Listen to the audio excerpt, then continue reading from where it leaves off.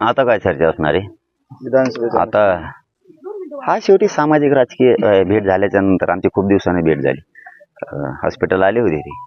पुन्हा एकदा साधक बाधक चर्चा राजकारणावर समाजकारणावरती. आता सध्या मैदानच ती प्रेड असतो जसं वारा असेल तसं सध्या सुरू असतं. झाली चर्चा आणि नेमकं सांगितल्यावर तुम्ही सगळं खेळ पांगिता ना आमचा. थोडं 2-3 दिवस थांबून राहू दे. नेमकं थोडंसं राजकारणात म्हणलं जातं बाबा की काही पत्ते हुकमी पत्ते हे ओपन करायचे नाही, ते वेळेवर टाकायचे असतील. नुसतं चेस खेळ नुसतं मांडून चालत नाही, ते खेळता बी आला पाहिजे. डाव काही होऊ शकतं. सामान्य जनतेसाठी काही होऊ शकतं.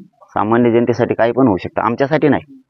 आमच्या स्वस्वार्थासाठी किंवा आमदार होऊन खासदार होऊन कुठं राजकारण करायसाठी नाही जायचं. सामान्याच्या अन्यायाला वाचा फोडण्यासाठी जर जायची वेळ येणार असेल काही होऊ शकतं. का नाही होऊ शकत? इथेही जेव्हा त्यांचं आंदोलन सुरू झालं होतं इथेही आलो होतो आणि त्यावेळी मी एक गोष्ट सांगितली होती की आपण जेव्हा हे घोषणा देतो एक मराठा लाख मराठा, तर त्यावेळी मी सांगितलं होतं की एक मराठ्यांनी पूर्ण महाराष्ट्रामध्ये कशा गाजवलेलं आहे. सगळे लाख मराठा रस्त्यावर आले तर काय हो. तर ते सत्य झालेलं आहे.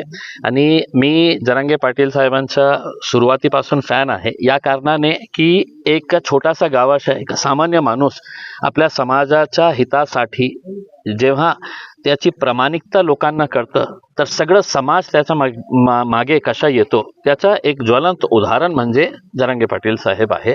आणि ते आपल्या भूमिकेवर ठाम आहे की कधीही त्यांनी आपली भूमिका बदललेली नाही आहे. ते आपल्या समाजासाठी लढत आहे. आज चांगली गोष्ट हे आहे की त्यांनी आम्हाला जेव्हा हे कळलं की सगळं आता निवडणूक जवळ आलेली आहे आणि जरांगे पाटील साहेबांचे आम्ही हे ऐकलं होतं की तेही निवडणूक लढणार आहे. त्यांचं म्हणजे त्यांच्या वतीने काही लोक निवडणूक लढणार आहे. तर त्या अनुषंगाने आणि आज जे समाजामध्ये जे चाललेलं आहे त्याच्या बाबतीत चर्चा करण्यासाठी आम्ही आलो होतो. चाय पीने के ऊपर चाय के ऊपर चर्चा करने के लिए चाय भी पिए, यहाँ पे बातचीत भी किए उसमें. अब आगे देखेंगे जो भी होगा. देखिए जैसा अभी जरांगे साहब ने आपको बताया है कि कुछ दिनों के अंदर कुछ ना कुछ तो जो भी फैसला लेंगे. मैं अकेला अपने तौर के ऊपर मेरी पार्टी का फैसला नहीं कर सकता हूँ.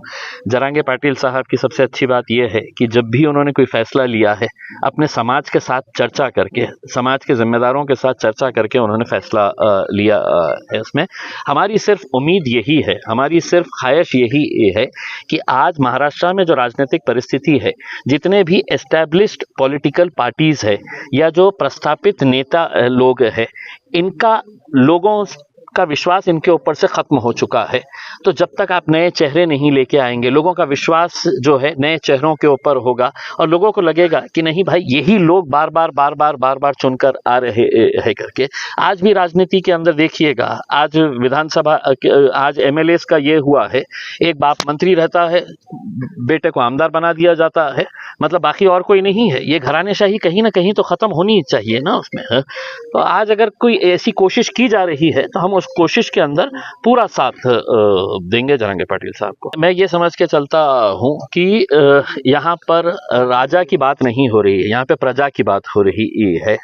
जरांगे पाटिल साहब भी जितना भी आंदोलन कर रहे हैं वो उनके समाज के साथ जो नाइंसाफी हो रही है उसके लिए वो आवाज उठा रहे हैं, लड़ रहे हैं. उसमें हमें तो ये बात समझ में नहीं आती है.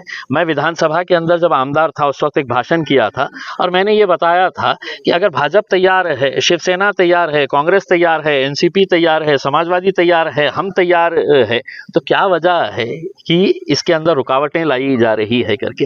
देखिए बोलना कुछ और करना कुछ ये राजनीतिक पार्टियों के बड़े बड़े नेताओं की आदत बन चुकी थी. अब ये जब से आए हैं तो ये सबकी पोल खोल रहे हैं, सबको उधेड़ रहे हैं, तो अब सब परेशान हैं इनकी वजह से. इनका मकसद यही है कि मेरे समाज के साथ इंसाफ करो. हम भी है यही कि चाहते हैं कि साहब हमारे समाज के साथ भी कुछ इंसाफ होना चाहिए करके. और जब दो लोग का कॉमन गोल रहेगा, ऑब्जेक्टिव एक रहेगा उसमें, तो यकीनन इनके साथ लोग जुड़ रहे हैं, हम भी इनके साथ जुड़ेंगे. देखिए मैं है तो अकेले सिर्फ देवेंद्र फडणवीस साहब के बारे में ये नहीं कहूँगा. मैं कहूँगा कि भारतीय जनता पार्टी की नीति जो है वो लोगों को समझ में आ चुकी है. कॉन्स्टिट्यूशनल अमेंडमेंट अगर करने का है, केंद्र सरकार के पास जाने का है, मैं तो आपको यहाँ तक ये कहता हूँ कि उस वक्त नरेंद्र मोदी साहब ने यहाँ के एक बड़े नेता को बुलाकर ये कहा था कि ये आंदोलन मराठा समाज का किसी भी हालत के अंदर दिल्ली तक नहीं पहुंचना चाहिए करके, यहीं का यहीं इसको रखना चाहिए करके। तो उनकी नीति रही है ये, लेकिन अब वो एक्सपोज हो चुके हैं बहुत हद तक, जो है सबको समझ में आ रहा है कि इसके पीछे किसकी साजिश है, क्या षड्यंत्र रचे जा रहे हैं करके। मैं तो आपको शुरुआत से ही कहा हूं ना, भारतीय जनता पार्टी है और उनके जितने भी है नीचे से लेके ऊपर तक, ये सभी लोगों की साजिश है। देखिए मैंने है तो आप सीधे तरीके से वो पूछ रहे हैं, मैंने आपको हर चीज का जवाब दे चुका हूं। अलायंस का मतलब क्या होता है? जब आप एक कॉमन गोल को हासिल करना चाहते हैं, और वो कॉमन गोल क्या है करके समाज के अंदर अगर हमको परिवर्तन लेके आने का है। आज जो जाति धर्म के नाम के ऊपर जो घटिया राजनीति यहाँ पर देखने को मिल रही है, मुझे खुशी इस बात की है, मैंने जरांगे पाटिल साहब के तमाम ऐसे भाषण सुना हूँ, कहीं पर भी वो ये नहीं कहते हैं कि साहब ये समाज ने वो समाज के खिलाफ बोलना चाहिए, ये धर्म ने दूसरे धर्म के बारे में कुछ बात करना चाहिए। उनका एक गोल है, उनकी एक सोच है कि भैया हमको रहना सबको साथ में ही है करके। उसमें उन्होंने कितने उदाहरण अपने गांव के दिए हैं यहाँ पर कि उनके गांव के अंदर किस तरीके से अच्छा, लेकिन आज क्या वजह है कि महाराष्ट्र के अंदर जाति धर्म और मजहब की दीवारें खड़ी की जा रही है, उसको कहीं ना कहीं गिराना चाहिए। और वो कौन गिरा सकता है? जो एस्टेब्लिश लीडरशिप है उनसे हमारी उम्मीदें खत्म हो चुकी है। तो जो नई लीडरशिप डेवलप हो रही है, अगर वो प्रामाणिक है, और जिसको मैं जरांगे पाटिल साहब के अंदर देखता हूं, तो मुझे भी ऐसा लगता है कि एक नई पहल हो रही है, क्यों ना हमें कोशिश करके देखें करके। 100% मैं जैसा आपको ये बताया हूं ना कि जब फायदे मिलते हैं, किसको फायदा मिलना चाहिए साहब? जो सबसे गरीब लोग हैं। आज अगर आप बोलेंगे कि इम्तियाज जलील तुमको रिजर्वेशन चाहिएगा करके, तो इम्तियाज जलील को नहीं चाहिए, लेकिन मेरे समाज के अंदर भी जो गरीब लोग हैं, जिनकी आवाज कभी नहीं पहुंचती है, जो मजबूर है, जो बेसहारा है, तो वैसे लोगों के लिए ही ये लड़ाई जो है वो जरांगे पाटिल साहब ने शुरू की थी उसमें।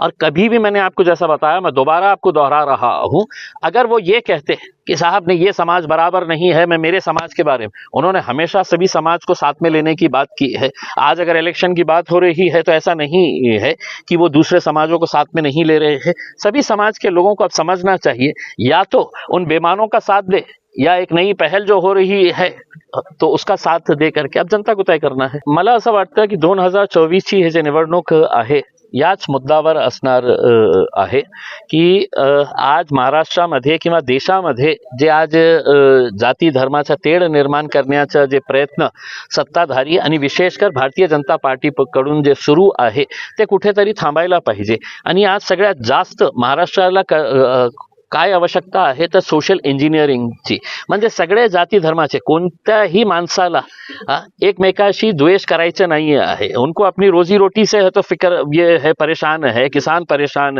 है। ऐसे हालात के अंदर कौन जाति धर्म के बारे में है तो सोचते रहेगा, अगर उनका पेट खाली ही है तो उसमें। तो अगर सबके बारे में अगर सोच रहा है कोई, तो हम यकीनन उसको पूरी तरीके से साथ देंगे। और हमारा यही कहना है कि 2024 का इलेक्शन जो है वो सभी जाति धर्म और मजहब के ऊपर उठ के, हाँ हम सब एक है। हमें गर्व के साथ कहना है कि मला अभिमान है कि मैं महाराष्ट्रीयन है, मुझे गर्व है कि मैं भारतीय हूँ।